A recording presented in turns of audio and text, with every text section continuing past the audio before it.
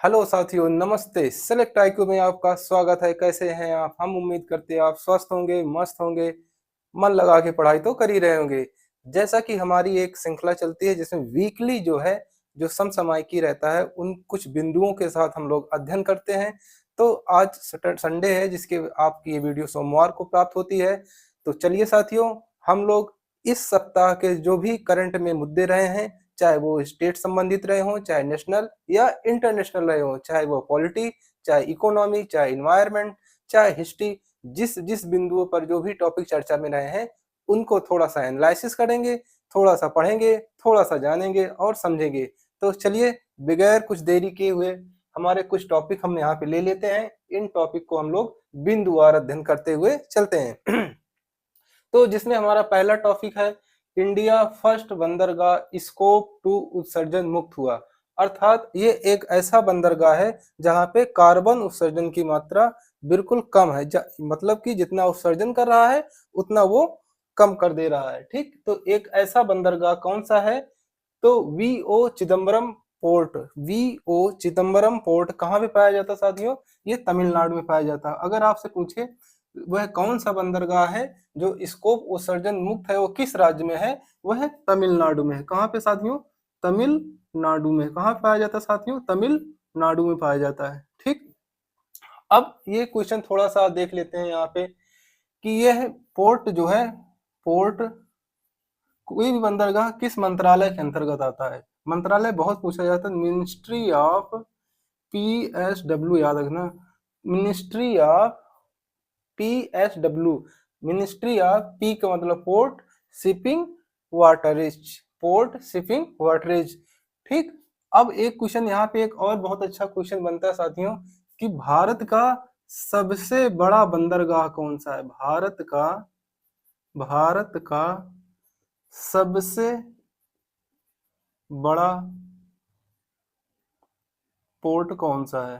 ठीक है, सबसे बड़ा पोर्ट कौन सा है? तो अगर आपसे पूछे निजी के तौर पे, दो हैं। पहला आप देखेंगे कि निजी के तौर पर, और एक देखेंगे प्राकृतिक के तौर पर। प्राकृतिक, तो ये मुद्रा पोर्ट है जो गुजरात में पाया जाता है।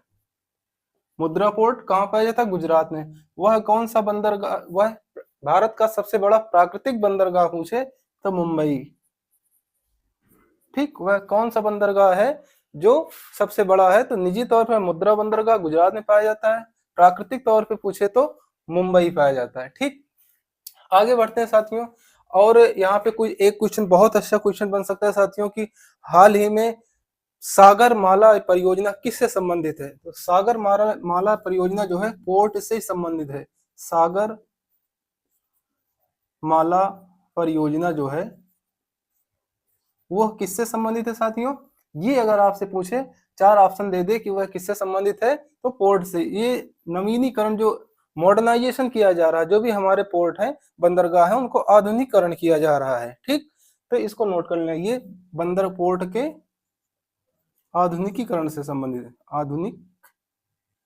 आधुनिक आधुनिकरण से संबंधित है।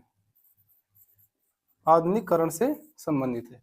ठीक, आगे बढ़ते हैं साथियों। इसी के साथ आगे ये क्वेश्चन आता है हमारा कि अभ्यास उदार शक्ति किन दो देशों के मध्य में हुआ साथियों? अगर पूछे तो अभ्यास उदार शक्ति आपका इंडिया और मलेशिया के मध्य में हुआ है। यह एक एयर डिफेंस एक्सरसाइज मानी जाती है जो प्रत्येक 2 वर्ष में आयोजन किया जाता है। इस बार ये मलेशिया में हुआ था। ठीक, प्रत्येक 2 वर्ष में होता है, इसको आप नोट कर लेना। प्रत्येक द्विवार्षिक है, 2 वर्ष में। ठीक, आगे एक क्वेश्चन बनता है कि अभ्यास मैत्री, ये कई बार क्वेश्चन पूछा गया है। इंडिया और थाईलैंड के मध्य में हुआ है, ये 15वां एक्सरसाइज है। ठीक, आगे इसी की तरह एक पॉइंट मिलता है हमें कि परीक्षा बांध अभी चर्चा में इसलिए रहा कि ये यूनेस्को के हेरिटेज लिस्ट में शामिल हुआ। ये यूनेस्को के हेरिटेज लिस्ट में शामिल हुआ है। ठीक, इसलिए चर्चा में रहा है। आपको बता दें ये बांध कहाँ पाया जाता है?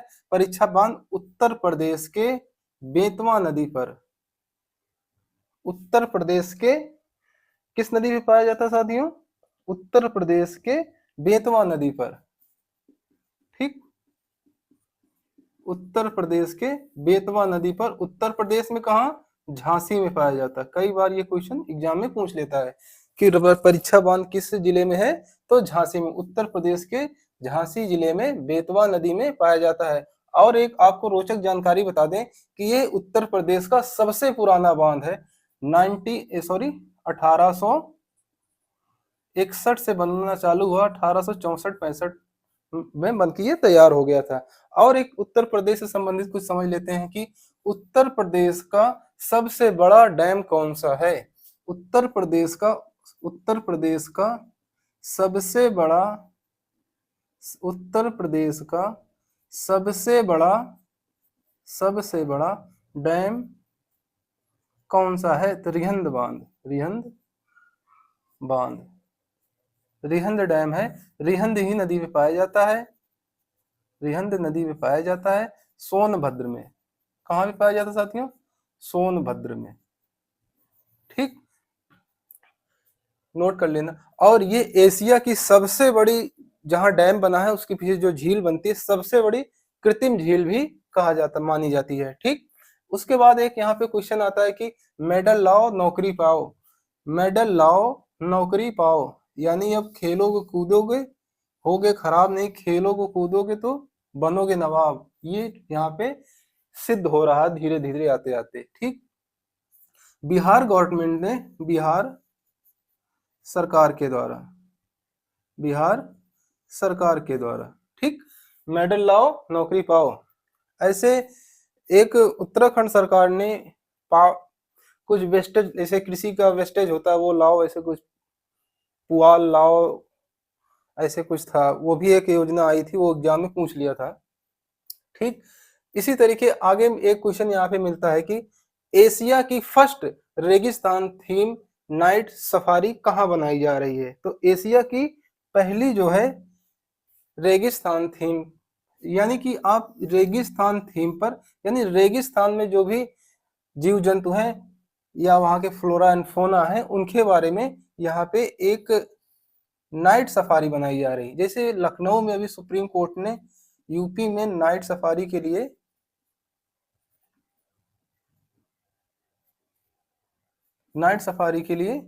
वहां पे आदेश दिया है बनने के लिए, तो बन रही है। उसी तरीके जैसे रेगिस्तान थीम पर, किस थीम पर? रेगिस्तान थीम पर। नोट कर लेना, ये क्वेश्चन एग्जाम में सीधा आ सकता है, क्योंकि वो कह रहा है एशिया की फर्स्ट रेगिस्तान थीम पर नाइट सफारी बनाई जा रही है। उसमें एक ऑप्शन आपको राजस्थान मिलेगा, गुजरात मिलेगा, तो आप रेगिस्तान से समझकर राजस्थान न कर देना। वह कहाँ बनाई जा रही? गुजरात में बनाई जा रही। कहाँ बनाई जा रही साथियों? गुजरात में बनाई जा रही। उसी तरीके आगे क्वेश्चन आता है कि इंडिया का पहला वर्चुअल जू चिड़ियाघर कहाँ खोला जा रहा है? वर्चुअल जू चिड़ियाघर कहाँ खोला जा रहा है साथियों? तो इंदौर में। कहाँ पे? इंदौर में खोला जा रहा है, एमपी में।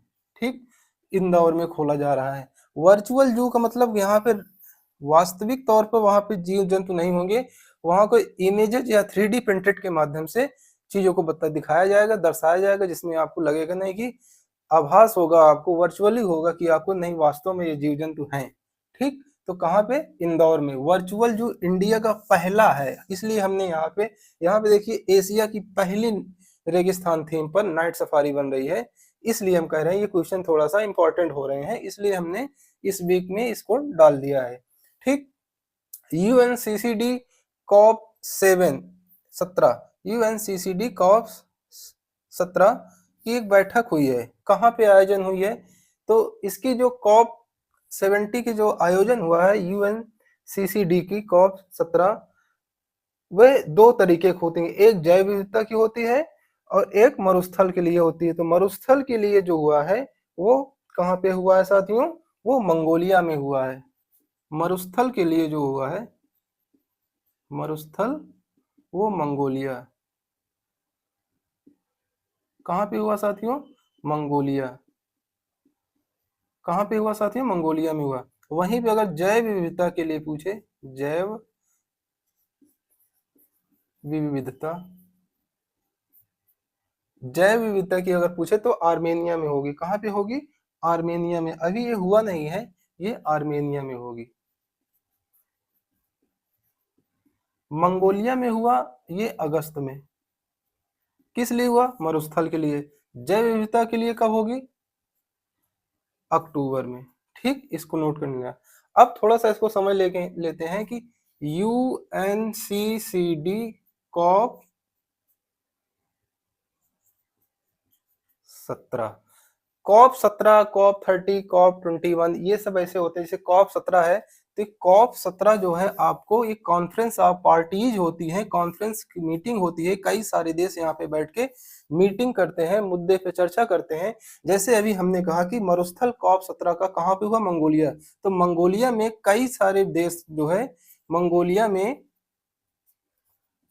कई सारे देश जाके यहाँ पे कई सारे देश यहाँ पे जाके मीटिंग करेंगे कि कैसे हमें मरुस्थल को बढ़ने से बचाना है, उस पर कैसे डिजर्टिफिकेशन पे काम किया जाए, इन सब बातों पर। क्योंकि जलवायु परिवर्तन के साथ साथ आप ग्लोबल वार्मिंग में जो भी चीजें बढ़ रही हैं, उसमें एक जो है मरुस्थल भी, हमारी मृदा भी कहीं ना कहीं इन्फेक्टेड हो रही है और बहुत ज्यादा मरुस्थलीकरण वृद्धि हो रहा है। तो मंगोलिया में हुआ, किस लिए हुआ? मरुस्थल के लिए हुआ, मरुस्थल के लिए। अब बायोडायवर्सिटी के लिए, बायोडायवर्सिटी के लिए कहाँ पे होगा? आर्मेनिया में होगा। कहाँ पे होगा साथियों? आर्मेनिया में होगा। आर्मेनिया में होगा, ये अक्टूबर में हुआ, अक्टूबर 2026 में होगा। तो कॉप 17 के नाम से ही जाना जाएगा। ठीक, कंफ्यूजन न रहना। कॉप 17 मरुस्थल, कॉप 17 बायोडायवर्सिटी। UNCCD को समझ लेते हैं। UNCCD का मतलब हुआ United Nation, United Nation, United Nation, एक minute, United Nation Convention to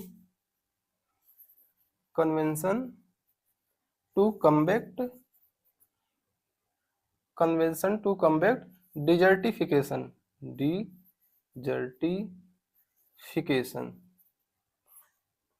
United Nation Convention to Combat Desertification, ये इसका एक फुल फॉर्म होता है। इसका गठन जो होता है 1994 में होता है, पेरिस में हो रहा है। पेरिस कहाँ पाया जाता है साथियों? फ्रांस में। पेरिस में, फ्रांस के आसपास हो रहा है। ठीक, आगे बढ़ते हैं। दक्षिण क्षेत्रीय परिषद बैठक यानी जोनल काउंसिल मीटिंग हो रही है, अभी आयोजन हुआ है तमिलनाडु में, तमिलनाडु में। ठीक, ये किस लिए आयोजन होता है कि जोनल काउंसिल मीटिंग का मूल उद्देश्य क्या होता है, ये समझ लेते हैं। इसका मूल उद्देश्य क्या होता है? इसका उद्देश्य होता है कि प्रत्येक राज्य, भारत में, एक सेकंड रुको, भारत में 5 जोनल बनाए गए हैं, 5 ऐसे जोन बनाए गए हैं। उत्तर, दक्षिण, ईस्ट, वेस्ट, नॉर्थ, साउथ में ऐसे बनाए गए 5 जोन बनाए गए हैं, 5 जोनल काउंसिल बनाई गई है। यहाँ पे क्या होता है कि राज्यों के द्वारा केंद्र के मध्य, राज्यों के द्वारा केंद्र से कम्युनिकेशन होता है, ठीक, कम्युनिकेशन होता है भाई। क्या होता है कम्युनिकेशन? यानी राज्य अपनी बात को रखता है। राज्य ये कहता है कि जैसे अभी हाल ही में क्या हुआ है कि तमिलनाडु में जब ये मीटिंग हो रही है, इस मीटिंग के अध्यक्ष जो होते हैं होम मिनिस्टर होते हैं। होम मिनिस्टर यानी अमित शाह जी हुए थे वहां पे। तो गृह मंत्री जी अध्यक्षता करते हैं। उपाध्यक्ष कौन होता है? राज्य का CM होता है, जहां पे ये मीटिंग आयोजन की जा रही है। ठीक, तो वहां पे उन्होंने एक मुद्दा ये भी रखा कि जैसे राज्य का विषय ये रहा कि अभी भारत सरकार के द्वारा सांसदों की संख्या बढ़ाने की बात चल रही है। ठीक, तो आप कह रहे हैं कि सांसदों की संख्या बढ़ेगी। उत्तर भारत में आप देखेंगे, चाहे उत्तर प्रदेश, बिहार, राजस्थान, मध्य प्रदेश में संख्या जो है वृद्धि हो रही है, जनसंख्या में वृद्धि हो रही है। उसी तरीके से दक्षिण भारत में देखेंगे जनसंख्या में निरंतर कमी आ रही है। तो वहां के CM ने, वहां के लोगों ने ये कहा कि, वहां के जो नेतृत्वकर्ता थे उन्होंने कहा कि आप जनसंख्या को, जो संसदों की संख्या है वो कैसे बढ़ा देंगे ऐसे। तो उन्होंने कहा कि आप अगर जनसंख्या बढ़ानी है तो 2019 के जो मानक थे उन्हीं के आधार पे आप बढ़ाइए, नहीं तो आप ना बढ़ाइए। ठीक, तो ऐसे मुद्दे वे मुद्दे जो राज्य से सीधे केंद्र से सीधे संपर्क नहीं हो पाते हैं, उन पे बात करने के लिए उन पे थोड़ा सा चर्चा हो जाए। इन सब बातों को ध्यान में रखते हुए केंद्र के समक्ष अपनी बात को प्रस्तुत करने का एक माध्यम है, जो बहुत अच्छा माध्यम माना जाता है। ये क्वेश्चन बहुत इंपॉर्टेंट, कई बार पूछा भी गया है एग्जाम में, इस बार भी पूछा जा सकता है। उसी तरीके साथियों आगे बढ़ेंगे, एक बड़ा अच्छा क्वेश्चन है यहाँ पे, इंडिया का पहला कोल गैसिफिकेशन कहाँ पे हुआ है? इंडिया का पहला कोल गैसिफिकेशन कहाँ पे होने जा रहा है? आंध्र प्रदेश में, रिलायंस के द्वारा। रिलायंस के द्वारा, किसके द्वारा साथियों होने जा रहा है? रिलायंस के द्वारा। ठीक। अब भारत में सबसे ज्यादा कोयला उत्पादन कहाँ पे होता है? छत्तीसगढ़। भारत में सबसे ज्यादा कोयला उत्पादन कहाँ पे होता है साथियों? छत्तीसगढ़, उड़ीसा और एक झारखंड। स्पेस थोड़ा कम है इसलिए हम राइटिंग थोड़ा अच्छी नहीं बन रही है, लेकिन आपके समझने के लिहाज से ठीक है। ठीक, हम बोल देते हैं, आप नोट डाउन कर सकते हैं। तो ये हमारे कुछ पॉइंट हैं जिनमें हम विस्तृत चर्चा कर लेते हैं, जो हमारे समझ में आता है हम आपको उसमें ला के बता देते हैं। उम्मीद करते हैं वीडियो समझ में आई होगी। अगर वीडियो समझ में आ रही तो शेयर, सब्सक्राइब और लाइक करना ना भूलें। तो जैसा कि साथियों हम हमेशा कहते हैं, जीवन का सत्य है मृत्यु और हमारे आपके जीवन का सत्य है किताबें। तो किताबें उठा लीजिए, पढ़ते रहिए, स्वस्थ रहिए, मस्त रहिए। जय हिंद साथियों।